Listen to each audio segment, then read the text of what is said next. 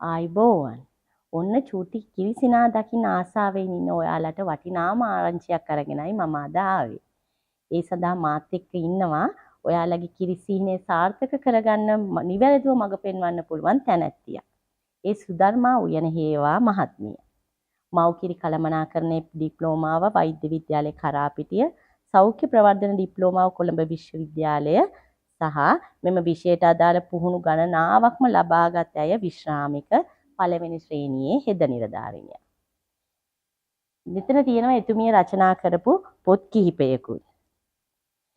ජනමාධ්‍ය තුලින් රට පුරාම විශේෂ වූ වැඩසටහන් වලට සහභාගී වන ඇයගෙන් අපි අහලා බලමු ඇය සතු දැනුම හා ශක්තිය මේ මව්වරුන්ට ලබා දෙන්නට සිත් උනේ ඇයි කියලා. ඔව්. ඇත්තටම ශානි පුංචි කිරිකැටි බිලිඳෙක් කියන්නේ ගෙදරකට හරීම ලොකු වාසනාවක්. ඉතින් මේ වාසනාව දැනගත්ත දවසේ ඉඳලාම ඒ අම්මා තාත්තා ඒකගේම නෑදෑ හිතවතුන් හැම කෙනෙක්ම මේකට උගාවක් ලස්සනට සූදානම් වෙනවා. විශේෂඥ වෛද්‍ය සායන කරත් අප්‍රමාණවත් යනවා. ඒ වගේම සෞඛ්‍ය අධ්‍යාපන දැනුම ලබා ගන්නත් උත්සාහ කරනවා. මේ කෙතරම් උත්සාහ ගත්තත් මම මාතෘ සෞඛ්‍ය පිළිබඳව වසර ගණනාවක මගේ අත්දැකීම් තියෙනවා. රෝහල් පරිශ්‍රය තුළ එක මව් කෙනෙක් ලස්සනට දරුවා ලැබිලා මව්කිරි දීමේ කටයුතු ඉතාමත්ම හොඳින් සාර්ථක කරගෙන එයා නිවසට පිටත් වෙලා යනවා. ඇතැම් මව්වරුන් පුංචි කිරි කැටි බිලිඳා මේ මව්කිරි දීමේ ක්‍රියාවලිය සාර්ථක කරගන්නේ නැතුව බේබි කාමරේ තනි කරන්නට සිද්ධ වෙලා කඳුළු සලසල ඉන්නවා.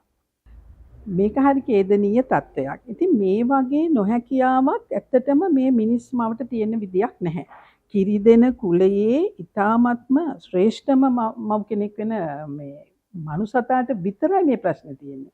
දැන් අපි හිතමු වෙන සත්වෙක් උදාහරණයක් අරගත්තොත් ඔය අපේ නිවෙස් වල ඇති කරන බල්ලෙක් බලලෙක් ඒ වගේ මෙලදෙනා ඒගොල්ලන් පුංචි පැටියා එළියට දැක්කුවට පස්සේ එළියට ගත්තට පස්සේ එයා දන්නේ එකම දේ තමයි මගේ කිරි වලින් තමයි මගේ පැටියා පෝෂණය කරන්න ඕනේ කියලා.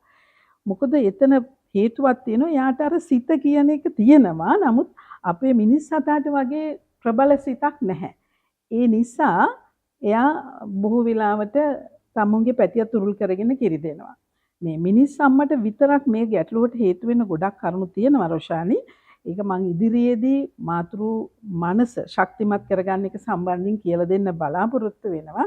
ඉතින් මේ தത്വයට අප්‍රමාණවත් මම අවුරුන්ට පිහිට වෙලා තියෙනවා. ඉතින් ඒ පිළිබඳ නිවැරදි දැනුම දෙන්න ඕනේ කියලා හැඟීමක් මට ඇති වුණා.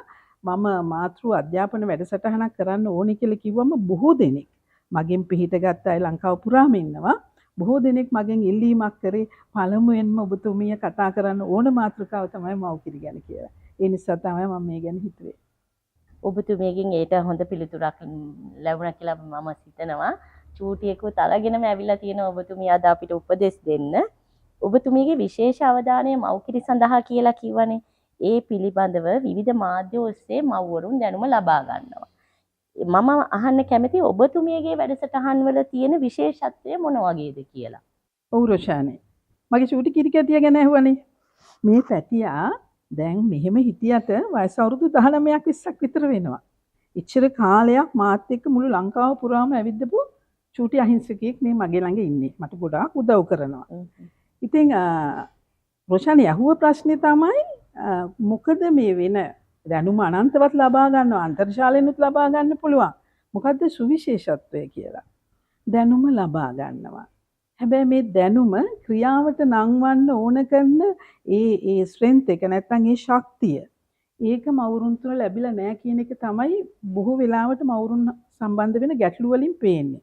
දැනුම ලබා ගන්නවා. ඒකට ඕන කරන ප්‍රධාන ශක්තිය ඒ කියන්නේ ඒ පිළිබඳව අවබෝධය නැතිකම තමයි ගැටලුවකට තියෙන්නේ. ඒකටත් කාලාන්තරයක් තිස්සේ මේ මිනිස් මනසට හොල්මන් කරපු විවිධ වූ හේතුන් බලපානවා. මම ඉදිරියේදී ඇත්තට මේ ගැන කියන්න බලාපොරොත්තු වෙනවා. දැන් මෙතන මේ දැනුම ලබා ගත්තට මේක ප්‍රායෝගිකව ක්‍රියාවට නංවනකොට තමයි මොනට ගැටලු මතුවෙන්නේ. මෙතනදී ආධාරක කණ්ඩායම් වලත් ලොකු පිටුවහලක් නැත්නම් මාර්ගෝපදේශයක් මේ මවුරුන්ට ලැබෙන්න ඕනේ. ඉතින් ඒ නිසා තමයි අර බොහෝ දෙනෙක් දරුවට තියෙන අසීමිත ආදරය නිසා ආදරය නැතුව නෙමෙයි. අසීමිත ආදරය නිසාම පරදිනවා. පරදිනවා කියලා කියන්නේ ප්‍රධානම හේතුව තමයි මට කිරි තියෙනවද? මොකද කිරි නැත්තේ? කිරි කොච්චර තියෙනවද? එහෙම ගණනය කරලා බලන්න යනවා. ඒවට හේතු ඇත්තටම මේ කුඩා කාලේදී බෑ මම පියවරෙන් පියවර කියලා දෙනවා. ඒ නිසා මං ආදරෙන් ඉල්ලා සිටිනවා මාත් එක්ක එකතු වෙලා ඉන්න මේක ලොකු ප්‍රායෝගික දැනුමක් එක්ක දෙන දෙයක්. මොකද වසර ගණනාවක් තිස්සේ මා අත්දැකපු මගේ අධ්‍යයනයත් එක්ක මම සංකලනය කළා සොයාගත්තපු බොහෝ දේවල් මේ රත්තරන් මාතෘත්වයට පිරිනකර දෙන්න මම හරිය ආසාවෙන් ඉන්නවා. මම හිතනවා මාත් එක්ක එකතු වෙලා හිටියොත් ඔවුන් ඉතාමත්ම ශක්තිවන්ත මනසකින් මේ කාර්ය සාර්ථක කරගන්න උත්සාහ ගනීවි කියලා.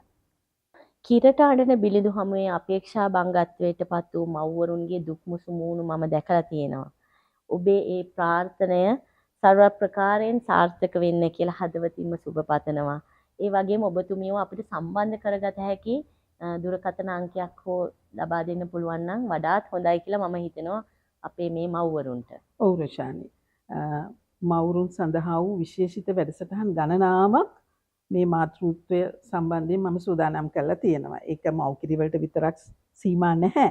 චූටි පැටියා ගෙදර ගෙනිච්චට පස්සේ අනන්ත ප්‍රමාණවත් ගැටලු හදාගෙන නැවත රෝහල් ගත වෙනවා. ඒව නවත්ත ගන්න ඕනේ, ඒව නවත්ත ගත හැකි ඒවා. ඉතින් ඒ සම්බන්ධයෙන් මේ මමාස් මෙන්ටෝ මගේ YouTube channel එක මගේ දුරකථන අංකය තමයි 071 800යි 26යි 86.